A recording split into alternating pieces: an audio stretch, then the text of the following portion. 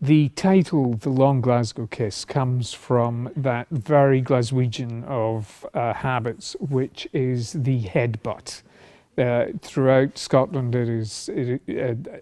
the Glasgow kiss is a euphemism for an extremely violent headbutt, which has been refined to fine art by Glaswegians.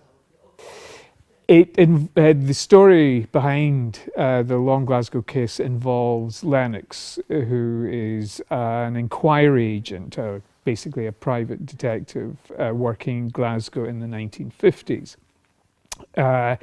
He is someone who is morally ambivalent insofar as he works for people on the wrong side of the law as well as people on the right side of the law. And he has a very enthusiastic approach to women. He's a bit of a ladies' man. So this starts actually with him being involved with the daughter of a very successful bookmaker, someone who obviously makes a lot of money from the racetrack and whatever. And he is on a date with her, and when they come home, they discover the police at her home because of her father, Small Change MacFarlane, this famous bookmaker, has been murdered. Lennox spends most of the book trying not to get involved in the investigation of MacFarlane's murder, but obviously is dragged deeper and deeper into it. When you write a character over a series of novels, they begin to take a full and complete shape that seems to be independent of me as a writer. And I find that a very rewarding experience, because as you go through the series, you find it easier to write because the characters are more alive in your head, and you understand every nuance. But it is also a strange experience because sometimes you plot out a novel and you have an idea that this is going to happen at this time, and you get there and your character won't do it.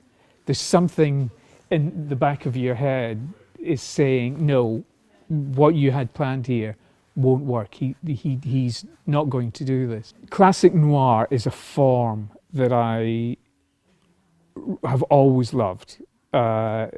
Chandler, for example, is God, basically. And I always wanted to write something that was classic noir. But I don't live in the 40s and 50s.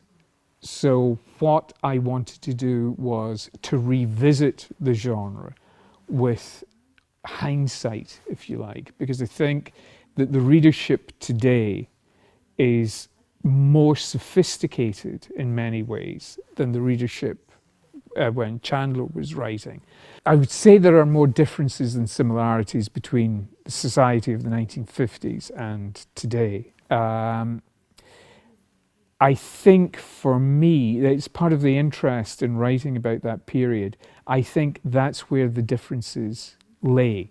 Certainly from a British standpoint, as I say, it was the death of the empire. It was also the death of the deferential society, where Britain's very strict and regulated class structure started to evaporate. So I would say when you look at the 50s, you don't see similarities, but you see where things started to change, and basically the world we inhabit today started to be formed.